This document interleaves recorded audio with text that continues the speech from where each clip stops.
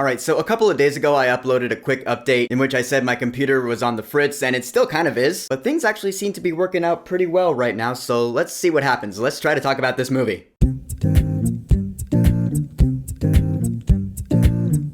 Transformers 1. So Transformers 1 is a new animated Transformers movie. I don't think it's connected to any of the live action ones we've got, and it doesn't really matter anyway. This movie serves as an origin story. It's the story of how Orion Pax became Optimus Prime, the hero, and how D16 became Megatron, the villain. The movie starts out where they're close as brothers, they're lowlifes, they can't even transform, and they stumble into an adventure along with Elita 1 and B-127, who will later be known as Bumblebee, and let the origin story commence. Now, I remember when the first trailer for this was coming out, people were really hyping it up. They were like, oh my god, this Transformers, like, this is gonna be the one to bring people over. It's awesome. Then I saw the first trailer and it focused more on the humor than anything else. And I was like, yeah, that movie looks bad. So since then, my expectations for this movie were just not high at all. But judging as how you can see the new poster on my wall, I thought this movie was actually really good. Not just good, it was awesome. This is the best Transformers movie I've ever seen by a mile. By a million miles. This was great. So first off, Orion Pax, voiced by Chris Hemsworth. Yeah, I know, for decades this character's been voiced by Peter Cullen, who is the legend, but I felt Chris Hemsworth actually did a pretty good job here. Cause he is a bit younger, he's more naive. He is kind of a hothead at first, kind of like Maverick or James Kirk from the beginning of Star Trek. He thinks himself invincible, he's like, yeah, I can do anything, but then he steps up to that leadership role, which balances him out with D16, voiced by Brian Tyree Henry, who was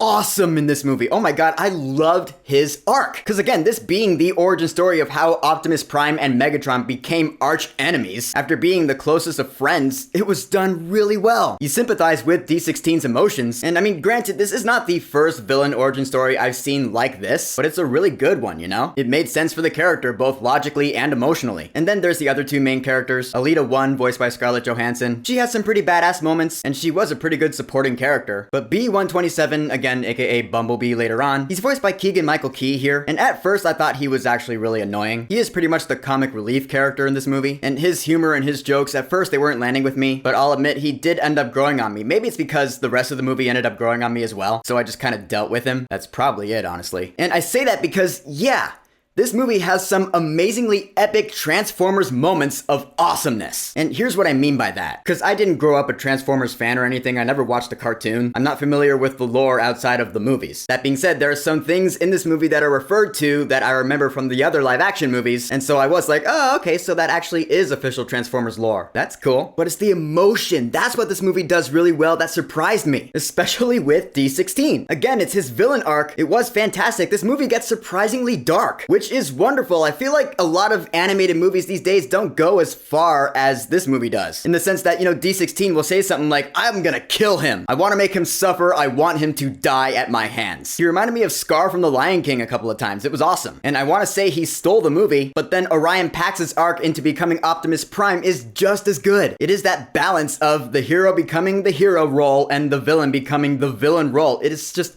it's X-Men First Class. That's what this movie is, just in animated form. Yeah, that's totally what this reminds me of. It's Charles Xavier and Eric Lencher, but they're Transformers now, I guess. And the drama is given enough time to marinate. They really do sink in. Again, I feel like Disney doesn't do that a lot these days. I know everyone says that, but there's a reason, because that's the truth. Now, I felt the emotion here. But, you know, that being said, there also is a lot of comedy in this movie. I can't deny it. And again, it's a great balance. And I do say that because despite what I said about B-127, most of the humor in this movie actually did land with me. I laughed out loud a lot, again, surprisingly so. Because as I said, in that first trailer, a lot of the humor didn't land with me. It seemed to have MCU style humor, and it felt like it was going to compromise the drama, because it did in that first trailer. But no, it doesn't in this movie. That's the shock factor. And even the animation was really cool at times. It didn't really impress me in the trailer, but there are moments in this movie where I was like, whoa, look at that. That's different. That's unique. That's awesome. And I'm talking about the environments. There are certain aesthetics in this movie that I didn't see coming, because they weren't advertised in the trailers, so I'm not going to talk about them in too much detail here. But again, it surprised me. I know I'm saying that a lot, but that's just the fact about this movie. And the action scenes are pretty fun for the most part. I mean, when the robots are all fighting each other in their animated, shiny glossiness, I couldn't help but envision them as toys being played with by a 12-year-old boy. Because that is in fact what Transformers started out as, toys. So seeing these toys being played with, they're like, yeah, they're fighting each other. That really sealed what this movie is. It's self-aware. It knows that it's a movie for that 12-year-old boy playing in his living room with his action figures, with the Transformers show on the TV in the background. background. Which again, that wasn't me, but you know what? It was Bionicle, so close enough. The little kid inside of me loved the hell out of this movie. I do have a few gripes, but they are all very minor. One, sometimes the action scenes were a little overstimulating. Like there was a lot of stuff happening really fast, and I guess my brain just couldn't keep up with it all. I was like, alright, things are just moving on the screen. And then it'll end by cutting to black. It was like, boom! Alright, we're back. That happens like 5 times in this movie. So yeah, that got old. Second gripe is that the movie's plot is a bit predictable, but then again, I do watch a lot of movies, so there that is. And I mean, come on, this is a kid's movie first and foremost. It's allowed to have a predictable plot. In that case, it's all about the execution, which I thought was stellar here. My third and final gripe is that the score wasn't particularly unique or memorable. It was composed by Brian Tyler, who we all know is great at this point, but nothing about this score here really stood out to me. It was epic, awesome, action, heroic score, and I think I did pick up on a theme in there, but even now I don't remember how it goes. Yeah, it was kind of forgettable, so that was kind of a minus. But it's a really small minus, cause compared to the rest of the movie, yeah, guys, I'm telling you, in the end, Transformers 1 is one of the biggest surprises of the year for me. I ended up loving it. I had a great time. I had a blast with this thing. The characters are written really well. You just gotta know what you're in for. This isn't Amadeus, you know? It's not like that. It might win Best Animated Picture, though. It's a Transformers movie for kids, first and foremost, so expect this movie to be that, but the best version of that possible. If that doesn't sound like your thing, then you won't like this movie. But I personally really dug it. Those arcs, the hero arc and the villain arc, they're so massively done, I thought, that it left me thinking one thing, and that is for Transformers 1, and I did not think I was gonna say this, but I will say, go see this movie right now. I just gotta be honest, there were a few moments in this movie where I was like, holy crap. And there is a mid-credit scene and a post-credit scene in this movie. The post-credit scene,